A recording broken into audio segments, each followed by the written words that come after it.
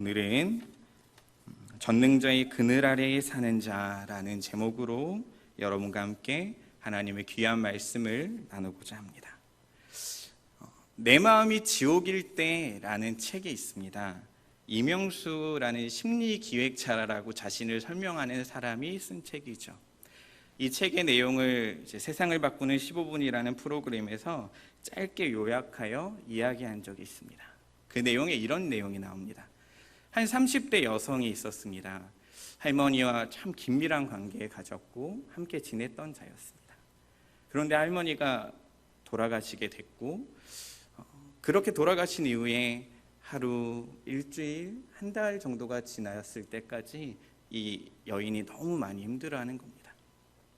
그래도 주변에 사람들이 계속 도와주고 괜찮냐고 물어봐주고 그의 마음을 다독여줬습니다. 그런데 이상하게도 1년이 지나도 그 여인은 할머니의 이야기만 나오면 눈물을 계속 흘리는 겁니다. 그때 한 사람이 이렇게 말을 합니다. 1년이 지났는데 이제 좀 그만해라. 야, 그걸 가지고 또 그러냐. 내가 말이야. 나도 말이야. 이런 이야기를 하기 시작합니다. 사람은 언제나 다양한 문제와 고통과 어려움을 경험합니다. 그럴 때 주변 사람들은 하루 혹은 일주일 혹은 한 달은 그 이야기를 들어주는 것 같습니다. 그런데 상처에는 유효기간이 없음에도 불구하고 우리들은 한 1년쯤 지나면 한 3년쯤 지나면 왜 그 고통에 계속 빠져 있냐고 묻고 있는 것 같습니다. 이제 그 정도면 됐어라고 다른 사람인 남이 먼저 판단하며 그 사람이 괜찮아져야 된다고 말을 하는 경우들이 참 많습니다. 마음의 상처를 받은 사람은 아직도 눈을 감으면 그때 일이 떠오르고 잠을 못 자지만 그것을 경험해 보지 못한 우리들은 그 주변 사람들은 아픔의 유효기간이 있는 듯 말을 해버린다는 이야기가 그 강의의 한 내용 중에 하나였습니다. 사람은 참 다릅니다. 사람은 다양합니다. 100명의 사람을 모아서 신체에 자극을 주었을 때 누구는 70을 경험하는 사람이 있고 누구는 120, 150을 경험하는 사람이 있습니다. 육체도 그런데 마음은 어떻겠습니까? 다 차이가 납니다. 당연한 겁니다. 그래서 마음의 아픔이 늦게 치유되는 사람에게 우리는 이제 좀 그만해라 라는 말이나 언행이나 표현을 하지 않았으면 좋겠습니다. 그렇다고 제가 지금 계속 상처만 끌어안고 살아가는 사람의 편에서 이야기하는 것은 아닙니다. 그분들은 이미 마음의 지옥을 경험하고 있기에 주 안에서 한 가족인 우리가 함께 기도해주고 이 지존자의 그늘 안에 같이 살아갈 수 있도록 그 지존자의 은밀한 곳에 살아갈 수 있도록 우리가 도와야 한다는 것이죠. 오늘의 말씀을 쭉 묵상하면서 그런 생각이 들었습니다. 이 말씀은 하나님이 우리를 보호하신다, 하나님은 우리의 피난처다라는 이야기이기도 하지만 이 말씀에 화자가 있습니다. 그리고 이 말씀을 듣게 하기 위한 어떤 대상이 있습니다. 그래서 괜찮은 사람이 아픈 사람에게 하는 말이구나. 상처받은 사람을 향하여 하나님의 가족이요 한 지체된 우리가 괜찮은 우리가 그 사람에게 대할 때 이렇게 해야 되는구나를 알려주는 말씀 같았습니다. 오늘 시편 91편의 기자가 말하는 하나님은 어떤 분인지 함께 말씀 속으로 들어가 보도록 하겠습니다. 첫 번째 같이 읽어주시겠습니까? 피난처이신 하나님. 다시 한번 하겠습니다. 피난처이신 하나님. 1절과 2절을 제가 대신 읽어드립니다. 지존자의 은밀한 곳에 거주하며 전능자의 그늘 아래 사는 자요, 나는 여호와를 향하여 말하기를 그는 나의 피난처요 나의 요새요 내가 의뢰하는 하나님이라 하리니. 오늘의 본문은 대화의 형식처럼 느껴집니다. 왜냐하면 본문 안에서 나, 너 그리고 그가 등장하기 때문입니다. 쉽게 좀 나눠보면 1절부터 2절은 나라는 시편의 화자가 내가 느끼는 하나님이 어떤지를 설명하고 3절부터 13절은 너를 향해서 너가 믿는 하나님, 너가 그 피난처로 삼고 있는 하나님은 그런 분이라고 가르쳐주고 있습니다. 그리고 14절부터는 이 화자가 이야기하셨던 하나님이 직접 등장하면서 내가 너를 구원할 것이다 라는 이야기로 결론을 내고 있죠. 1절은 지존자의 은밀한 곳, 그리고 전능자의 그늘, 그리고 2절에서는 피난처, 요새, 의뢰하다라는 단어들이 쭉 이렇게 등장합니다. 이 표현들은 현재를 살아가는 우리에게 다 다른 단어같이 느껴집니다. 다 당연히 이제 언어가 다르니까요.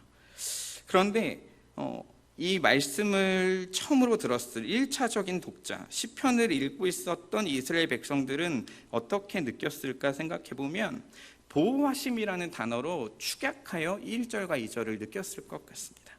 지존자의 은밀한 곳, 전능하신 자의 그늘, 피난처와 요새, 이 모든 것은 우리 이스라엘 백성을 보호하시고 이끌어 가시는 하나님에 관한 이야기구나라고요.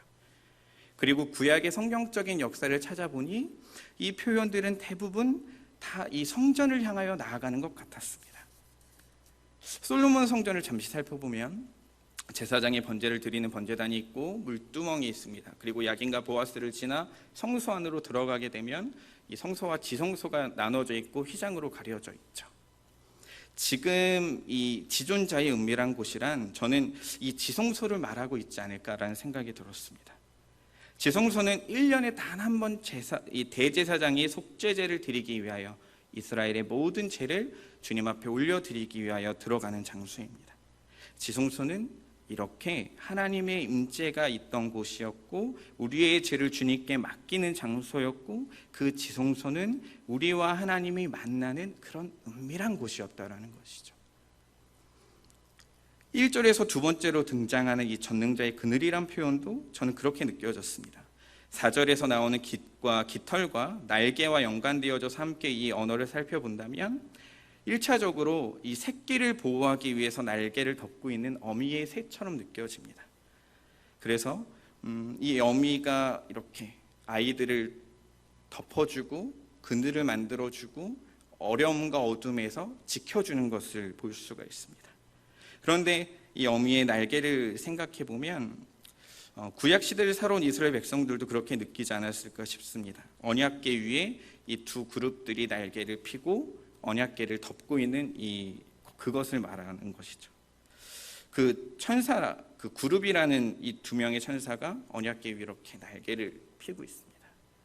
그러면 지성소에 들어간 대제사장은 그곳에 이렇게 피를 뿌립니다. 그 날개 아래 그늘이 지어지고 하나님이 만나 주시고 하나님이 그 죄를 깨끗게 하여 주십니다.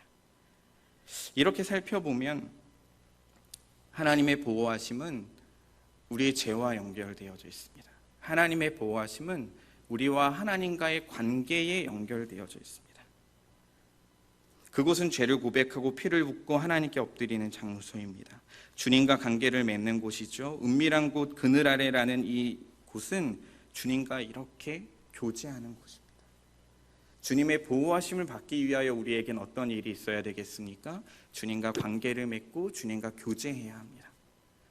그런 관계와 교제가 없는 자는 하나님의 보호하심을 누리고 살아갈 수가 없겠죠. 우리가 여기서 놓치지 말아야 하는 표현이 한 가지 더 등장합니다. 바로 거주하다라는 것이죠. 대제사장은 1년에 한 번 그곳을 들어갔겠지만 우리는 그곳에 거주하게 됩니다. 주님이 먼저 우리에게 은혜를 주셔서 십자가의 놀라운 은혜로 우리의 죄가 깨끗하여짐으로 말미암아 주님의 은혜로 우리는 주님과 함께 거하게 됩니다. 주님의 집에 주님의 거처에 거하게 됩니다.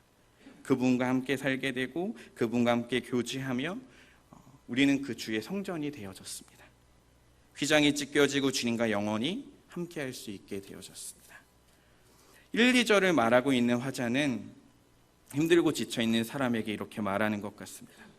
하나님과 관계 맺어진 너는 하나님의 보호하심 아래 있다.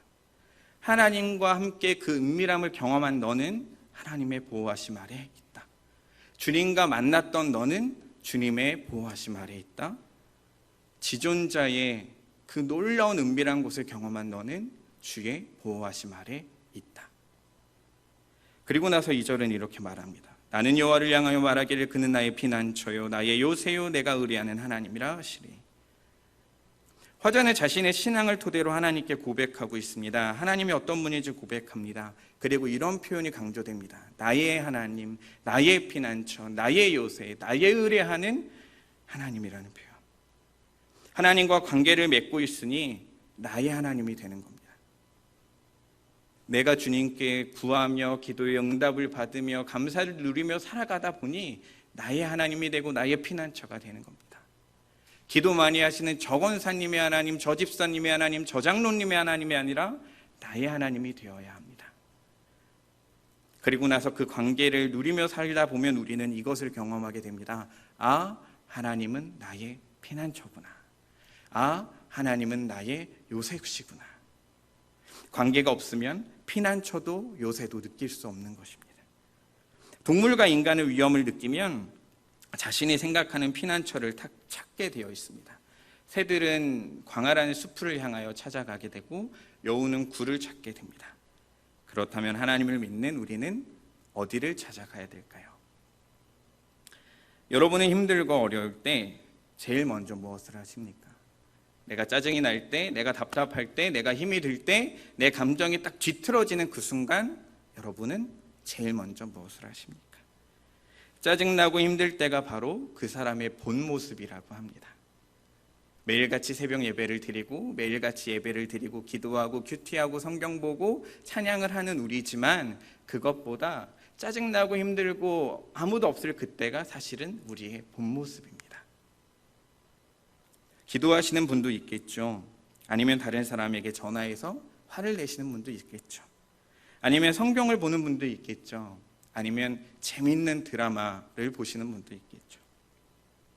힘들고 어려움을 해결하는 방법은 각자 다른 것 같습니다.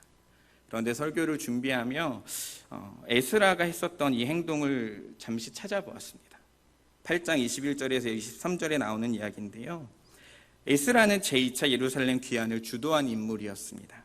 그는 자기 백성을 데리고 이제 예루살렘으로 귀환을 하는 순간이었습니다.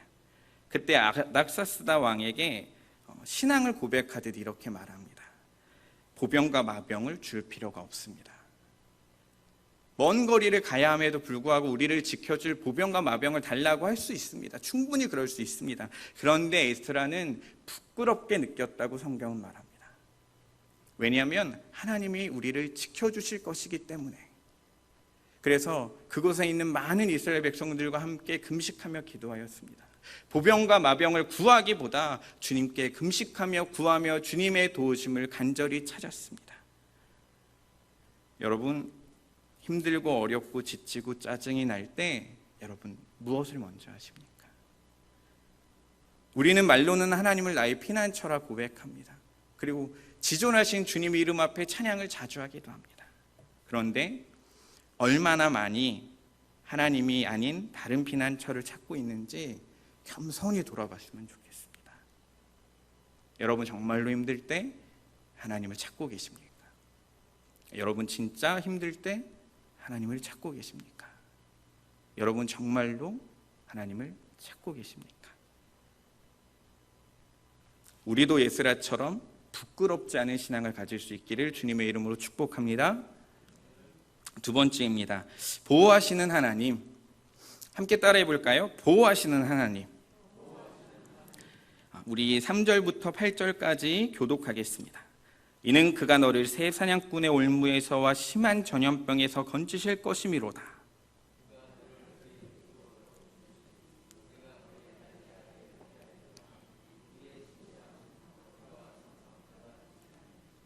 너는 밤에 찾아오는 공포와 낮에 날아드는 화살과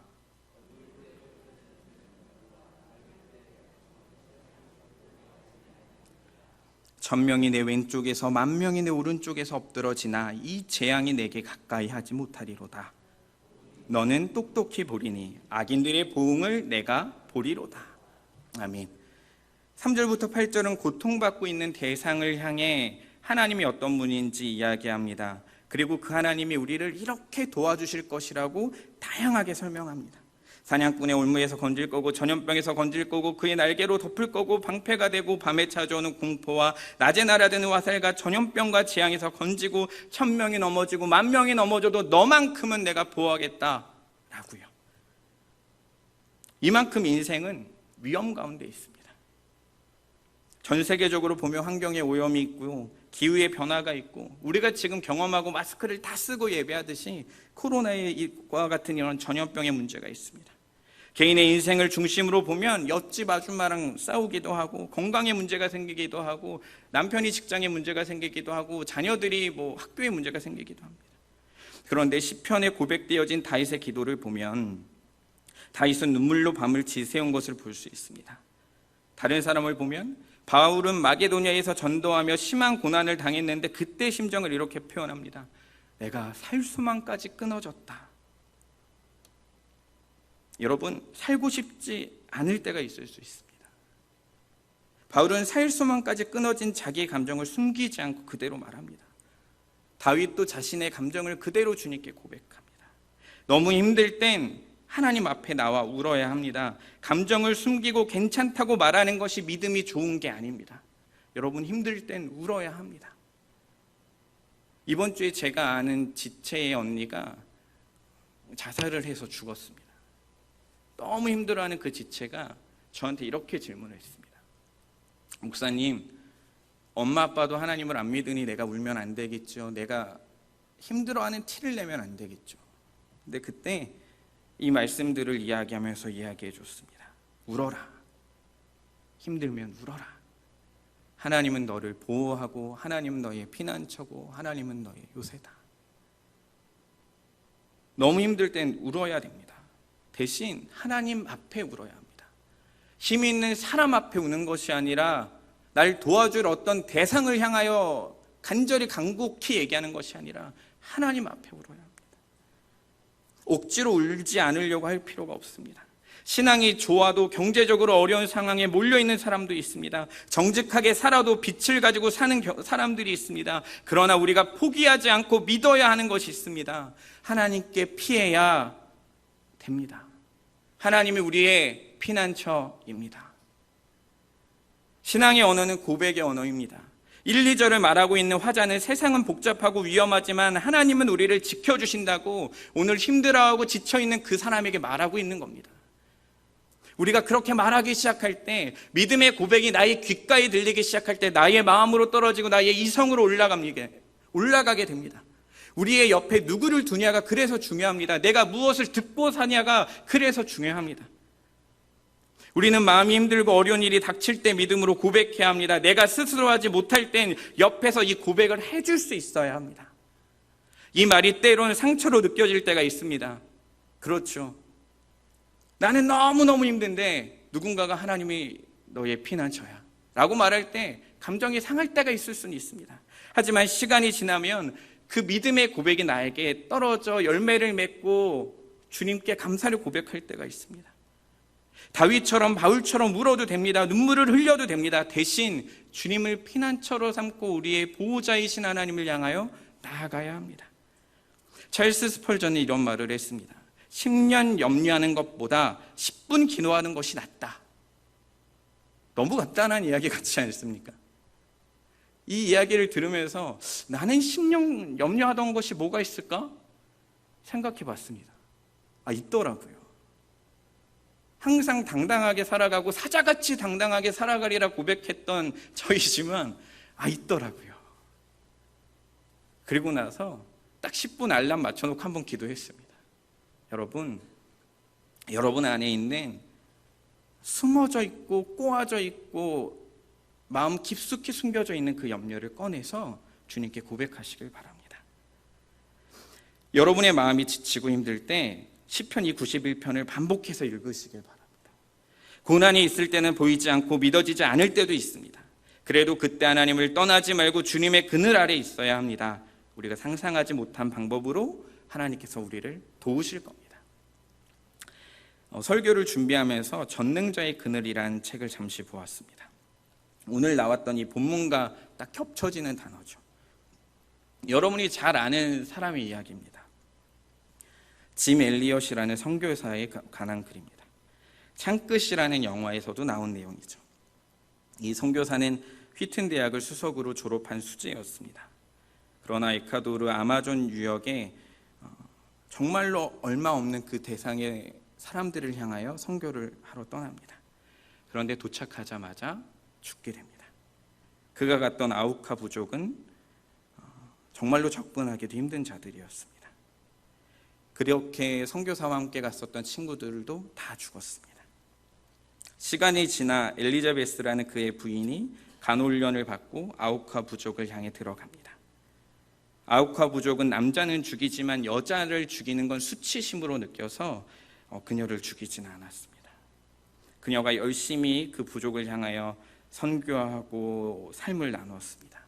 5년이 지나고 그녀가 돌아갈 때 이 부족에서 파티를 열어줬습니다. 그리고 나서 추장이었던 키모라는 사람, 그러니까 자신의 남편을 죽였던 그 사람이 이런 질문을 합니다. 당신은 여기에 왜 오셨습니까? 당신은 누구십니까? 그때 그녀는 그렇게 오래 참았던 이야기를 하기 시작합니다. 나는 당신들이 5년 전에 죽인 그 남자의 아내입니다. 남편이 당신을 향해 가지고 있던 그 사랑을 당신들에게 전하기 위해 제가 다시 이곳에 왔습니다. 그 후 수십 년이 지나 그 마을에는 수백 개의 교회가 그 지역에는 생기게 되고, 짐 엘리엇을 죽인 자들은 목사와 장로가 되고, 짐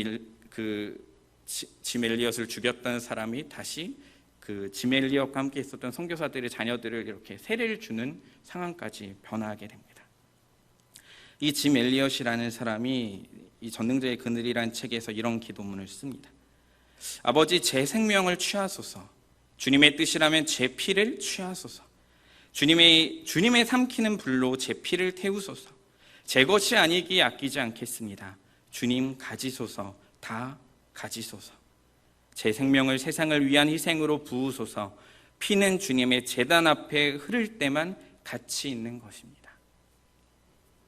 주의 지성소가 생각나는 기도의 제목이었습니다. 고난이 와도 주님을 의지하며 주님을 위해 살겠다는 짐 엘리엇 선교사의 마음이 느껴집니다. 우리가 보기에 다수가 구원받기 위해 한 명이 죽은 것은 되게 효과적이라고 말할 수 있습니다. 하지만 그의 죽음을 지켜본 가족들에겐 그렇게 말해서는 안 됩니다. 그 고난을 경험한 자들에겐 이렇게 효과적이었다고 말하면 안 됩니다. 그런데 짐 엘리엇의 마음을 알았던 가족은, 하나님의 마음을 알았던 가족은 다시 그들을 향해 찾아갔습니다. 저는 지금 짐 엘리엇의 죽음에 효과적이었다고 말하는 것이 아닙니다. 그가 열망했었던 삶이라는 것을 다시 한번 말씀드리고 싶습니다. 그가 일기까지 남기며 그렇게 살고자 노력했다라는 것입니다. 그가 기도했던 삶이라는 것이죠. 바울이 원했고 다윗이 원했고 하나님의 뜻대로 살아가기를 원했던 사람들이 원했던 삶이었다라는 것입니다. 하나님께서 부어주신 사명으로 불타오른 자들은 그 고난을 이겨 그 앞을 향하여 뚜벅뚜벅 걸어가기 시작합니다. 고난이라고 말할 수 있는 환경이 우리에게 닥칠 수 있습니다. 남들은 한 번도 경험하지 못한 것은 나는 경험할 수 있습니다. 여러분, 지금 평안하다면 언젠간 닥칠 수 있는 것이 고난이고 어려움입니다. 그런데 그때 꼭 기억하시길 바랍니다. 하나님의 보호하심이 여러분에게 있고, 하나님의 계획하심이 여러분에게 있고, 하나님의 선하심이 여러분에게 있습니다. 여러분의 삶이 짐 엘리엇처럼 죽으라는 이야기를 하는 것이 아닙니다. 하지만 하나님이 나를 보호하신다라는 믿음으로 나아갈 때 우리도 그와 같은 열매를 맺고 하나님의 마음을 시원케 해드릴 수 있다라는 것이죠. 주님께서 주신 사명을 붙잡고 살아가는 여러분이 되시길 바랍니다. 하나님은 끝까지 우리를 보호하십니다. 세 번째입니다. 살리시는 하나님입니다. 함께 따라해 볼까요? 살리시는 하나님. 살리시는 하나님. 제가 읽어보겠습니다. 9절부터 13절까지입니다. 내가 말하기를 여호와는 나의 피난처시라 하고 지존자를 너의 거처로 삼았으므로 화가 내게 미치지 못하며 재앙이 내 장막에 가까이 오지 못하리니 그가 너를 위하여 그의 천사들을 명령하사 내 모든 길에서 너를 지키게 하심이라. 그들이 그들의 손으로 너를 붙들어 발이 돌에 부딪히지 아니하게 하리로다. 내가 사자와 독사를 밟으며 젊은 사자와 뱀을 발로 누르리로다. 아멘. 하나님은 하나님은 우리를 보호하십니다. 그 보호하심의 목적은 무엇이냐면 우리를 살리는 겁니다. 그냥 우리가 안 다치게 그냥 이렇게 계속 안 다치게만 두는 것이 아니라 우리를 훈련시키고 우리를 성장시키고 우리를 광야에 내몰기도 하시고 우리에게 꿀을 주시기도 하시는 분입니다. 하나님 우리를 성장시키는 분이고 하나님 우리를 살리시는 분입니다. 우리를 영원한 하나님의 자녀로 살게 하기 위하여 우리에게 그렇게 하시는 분입니다. 9절을 보면요, 우리는 이제 주님과 함께 사는 것을 알게 됩니다. 이제 우리가 그 거처 안에 살게 되는 것을 알게 됩니다. 부모님의 이름으로 된 집에 자녀들은 함께 삽니다. 그렇다고 부모가 자녀들한테 얹혀 산다고 돈을 내지는 않지 않습니까? 이처럼 하나님께서는 우리를 사랑하심으로 구원하시고 우리가 주님과 함께 살아갈 수 있게 허락하여 주셨습니다. 그리고 우리와 동행하십니다. 그리고 우리와 함께 살아가십니다. 우리가 하나님과 함께 살 수 있는 것은 우리의 능력이 아니라 하나님의 은혜요, 하나님의 사랑 때문이었습니다. 우리의 삶은 하나님 덕분에 살아갑니다. 그 어린 아이들이 집에 냉장고를 쓸 수 있고, 책상을 쓸 수 있고, TV를 쓸 수 있고, 침대를 쓸 수 있는 이유는 부모님 때문입니다. 부모님 덕분입니다. 그러나 자녀는 당당하게 그것을 누리며 살아가게 됩니다. 그런데 하나님께서는 하나님의 자녀들에게 여기서 멈추지 않으십니다. 더 놀라운 은혜를 부어주시는데 보호하시면서 우리의 길을 지켜주십니다. 11절 함께 읽을까요? 시작. 그가 너를 위하여 길에서 너를 지키게 하심이라. 하나님의 집에 거할 수 있게 허락하신 이 하나님이 이제는 우리가 집을 떠나 길을 걸어갈 때도 우리와 함께 하십니다. 쉽게 표현하면 수호천사를 우리에게 보내주신다는 표현이 될 수 있겠죠. 그러나 이 말씀을 이단들은 오해해서 이렇게 표현합니다. 하나님의 자녀들 옆에는 양쪽에 천사가 있어서 우리가 그 천사를 부릴 수 있고 그 천사를 시켜서 어떻게 할 수 있고 이렇게까지 가게 되는데, 오늘의 말씀은 그런 이야기가 아닙니다. 하나님이 우리의 모든 길을 지키신다라는 그것이죠. 이 말씀을 묵상하고 설교를 준비하면서 감사를 고백했던 것이 기억이 났습니다. 재작년이었나 교역자 수련회를 이렇게 가는 길이었습니다. 제가 운전을 하고 가고 있었습니다. 신호에 맞춰 이 4차선을 잘 지나갔습니다. 그런데 갑자기 이쪽에서 차가 세게 확 달려오는 게 보이는 겁니다.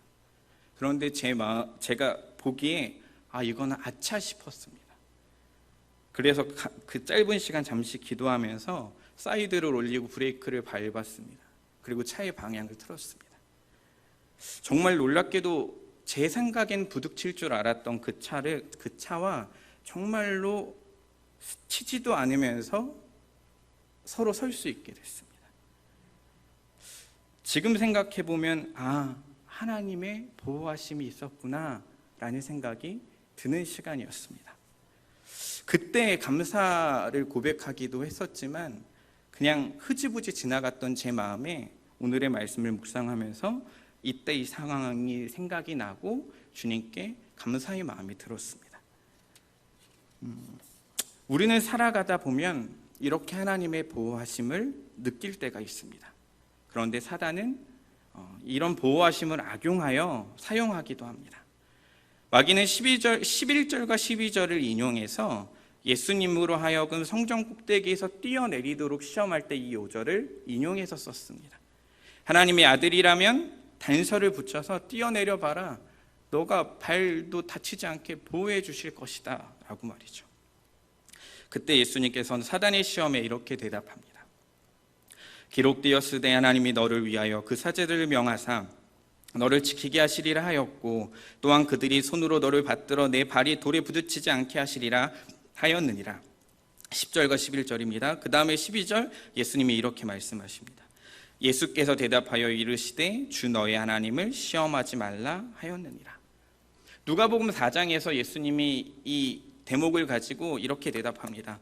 예수님은 시험하지 말라 대답하십니다. 그러니까 시편 91편의 보호하심과 함께 연결해서 이 말씀을 본다면 어떤 것이냐면 하나님의 보호하심을 시험하지 말라는 겁니다. 하나님의 보호하심은 완벽하고 충족한 보호입니다. 지존자의 은밀한 곳에 전능자의 그늘 아래를 보호하십니다. 전염병에서 1000명이 엎드러지고 10,000명이 엎드러져도 우리를 보호하십니다. 방패로 우리를 보호하십니다. 우리를 지켜주십니다. 그런데 우리는 이 보호하심을 시험하지 말아야 합니다. 그러니까 예수님의 대답은 하나님의 보호가 충족한가 아닌가를 시험하지 말라라는 것이죠. 내가 이 보호를 받고 있는 것이 안전한가? 하나님이 나를 보호한다는데 이거 진짜 보호하는 거 맞나? 아닌 것 같은데? 아닌 것 같은데? 라는 의심을 하지 말라는 것입니다. 시험하지 말라는 겁니다. 그래서 예수님께서는 이것을 단호히 거절하시면서 이렇게 말합니다. 주 너의 하나님을 시험하지 말라. 우리에게는 믿음을 가져야 합니다. 저번에 우리 할머니 돌아가실 때 안 막아주시던데, 내가 기도했는데 돌아가셨던데. 우리는 시험과 의심으로 빠지기 시작하면 점점점 멀어지게 됩니다. 아파트 옥상 올라가서 자기가 떨어지면서 하나님 다치지 않게 해주세요 하고 떨어지면 이것처럼 슬픈 일이 어디 있습니까? 우리가 스스로 위험한 짓 하고 스스로 죄를 지으면서 하나님 나 좀 잘 살게 해주세요 라고 말하는 잘못된 삶이 어디 있겠습니까?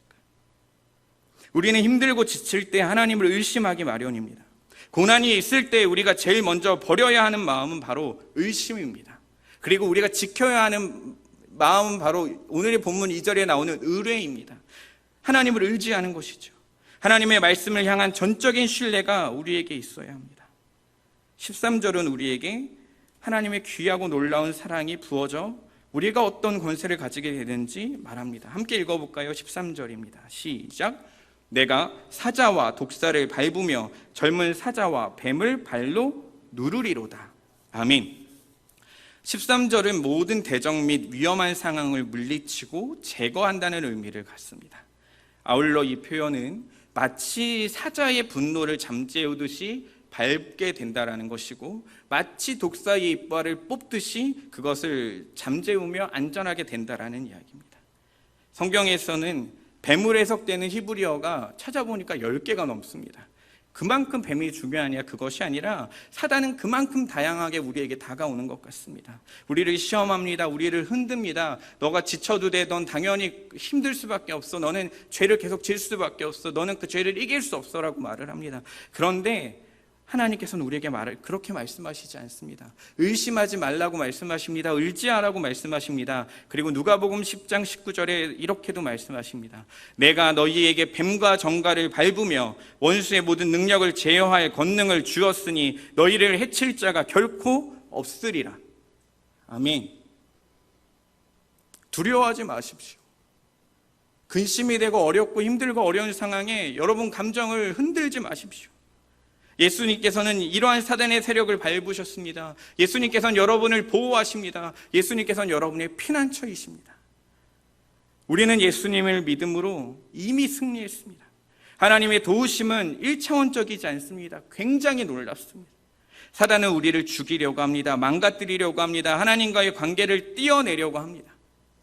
이렇게 누군가를 죽이는 것은 사단이 하는 일입니다. 여러분, 화가 날 때 뭐라고 합니까? 죽여버릴 거라고 말합니다. 여러분, 그러면 기분 좋을 때 어떻게 말합니까? 살려버릴 거야 라고 말합니까? 아니요. 기분 좋을 때 우리는 이렇게 말합니다. 죽여준다. 우리의 삶의 모습이 드러납니다. 우리가 얼마나 사단을 닮아가는지 보여집니다. 우리는 너무 쉽게 누군가를 죽이고 싶어하는 존재들입니다. 미워하고 싫어하는 사람이 생기면요, 말은 안 해도 속으로는 그 사람을 몇 번이고 찢어 죽이진 않죠. 어쨌든 그런 감정을 드러내지 않습니까? 하나님께서는 예수님을 죽이심으로 결국 우리를 살리셨습니다. 하나님이 하시는 일은 살림입니다. 예수님이 죽으심으로 끝난 것이 아니라 다시 살아나심으로 우리를 살리셨습니다. 하나님의 끝은 항상 영원한 생명으로 향해 가고 있습니다. 하지만 사단의 유혹은 결국 사람을 죽이게 합니다. 피폐하게 합니다. 영원한 죽음에 이르게 합니다. 왜 두려워하지 말고 오직 주님만 의지해야 합니까? 상심에 빠지고 부정적 생각에 빠지게 되면 우리는 결국 죽음으로 달려가고 있기 때문입니다. 생각에 꼬리를 물어 저 사람이 저럴 것이라고 우리는 저 사람의 실수는 1인데 1, 2, 3, 4, 5, 6, 7, 8, 9, 10 하면서 그 사람이 나에게 이만큼 잘못했어라고 부풀려서 생각할 때가 많습니다. 지금 시인은 고난을 당하고 힘들어하는 자를 향하여 이렇게 말하고 있습니다. 하나님이 너를 도우실 거야. 의심하지 말자. 하나님은 의심받을 만한 분이 아니야. 하나님은 너를 살리기 위해 십자가에서 죽기까지 너를 위하여 고난을 당하셨다고 말씀하십니다. 그리고 이렇게 표현할 수 있겠죠. 너를 제일 살리기 원하는 분은 하나님이야 라고요. 마지막 네 번째입니다. 함께 따라할까요? 확신을 주시는 하나님. 14절부터 16절 제가 읽겠습니다. 하나님이 이르시되 그가 나를 사랑한즉 내가 그를 건지리라. 그가 내 이름을 안즉 내가 그를 높이리라. 그가 내게 간구하리니 내가 그에게 응답하리라. 그들이 환난 당할 때에 내가 그와 함께하여 그를 건지고 영화롭게 하리라. 내가 그를 장수하게 함으로 그를 만족하게 하며 나의 구원을 그에게 보이리라 하시도다. 아멘. 고난을 당하고 있는 대상을 향하여 하나님께서 이제는 직접 말씀하십니다. 시편 91편의 화자가 1절부터 13절까지 이야기했다고 쉽게 표현해서 친다면 이 14절부터는 하나님께서 직접적으로 고난을 당하고 힘들어하고 어려워하는 그를 향하여 말씀하고 계시는 겁니다. 정말 놀랍지 않습니까? 내가 뭐라고 하나님께서 나에게 직접 말씀하십니까? 내 감정이 뭐라고 전능하신 하나님이 나에게 말씀하시냐 이겁니다. 정말로 놀라운 일입니다. 고난을 당하고 힘들고 어려울 땐 하나님이 도우시지 않을 것 같은 그런 느낌이 들 때가 있습니다. 그런데 하나님은 하나님의 때에 하나님의 방법으로 역사하십니다. 믿으십니까? 표준 세번역은 14절을 조금 더 이해하기 쉽게 우리에게 이렇게 보여줍니다. 그가 나를 간절히 열망하니 내가 그를 건져주겠다. 그가 나의 이름을 알고 있으니 내가 그를 높여주겠다. 고난이 있고 지치고 어려울 때 우리는 하나님을 열망해야 합니다. 우리의 감정이 상하고 어려운 만큼 우리가 어떻게 해야 하느냐? 이 감정의 상함과 모든 것들을 틀어 하나님께 부르짖어야 합니다. 하나님, 내가 이렇게 힘들고 내가 이렇게 마음의 상처가 있고 이렇게 어렵고 이렇게 힘들지만 하나님께서 나의 피난처요, 하나님께서 나의 요새요, 하나님께서 나의 보호자이심을 내가 믿습니다. 우리가 주님 안에 주님의 은밀한 곳에서 주님을 찾을 때 하나님은 응답하십니다. 우리의 간구하는 기도를 응답하십니다. 하나님이 숨으신 것 같고 하나님이 응답하지 않으신 것 같을 때가 있을 수 있습니다. 하지만 그럴 때마다 오늘의 말씀을 기억하십시오. 이 시편 91편은 우리에게 말씀하십니다. 하나님께서는 너를 건지고 하나님께서는 너를 높여주리라 말씀하셨습니다. 하나님께서는 우리의 간구에 응답하는 분입니다. 하나님께서는 환난 당할 때에 우리와 함께하는 분입니다. 결국 우리를 영화롭게 하는 분입니다. 그리고 우리를 장수하게 하시고 우리를 만족하게 하시고 결과적으로 우리를 구원하는 분입니다. 고난 당하는 분이 계십니까? 힘이 드신 분이 계십니까? 하나님이 응답하지 않으시는 것 같고 나는 이제 다 망한 것 같다고 생각하시는 분이 계십니까? 태초부터 우리를 사랑하시고 우리를 보호하시는 주님이 있음을 기억하시기 바랍니다. 여러분은 포기했을지 몰라도 하나님은 여러분을 포기하지 않습니다. 시편 91편은 고난을 당한 자와 위로하는 자의 대화처럼 보입니다. 우리는 힘들고 지칠 때 옆 사람이 아무리 뭐라고 해도 들리지 않을 수 있습니다. 하지만 하나님의 말씀은 다릅니다. 하나님이 오늘 직접적으로 여러분에게 말씀하십니다. 내가 너를 보호하고 나는 너의 피난처이며 나는 너의 요새라고 말이죠. 고난당하고 힘들어하는 분들에게 우리가 이제는 그만하면 됐다라고 말하지 않았으면 좋겠습니다. 함께 울고 함께 기도하며 우리가 믿음의 고백을 함께 해줬으면 좋겠습니다. 피난처가 되시는 하나님이 있다. 우리 함께 따라해 볼까요? 피난처가 되시는 하나님이 있다. 보호하시는 하나님이 있다. 살리시는 하나님이 있다. 확신을 주시는 하나님이 있다. 전능자의 그늘 아래 그렇게 살아가시는 여러분이 되시길 주님의 이름으로 축복합니다.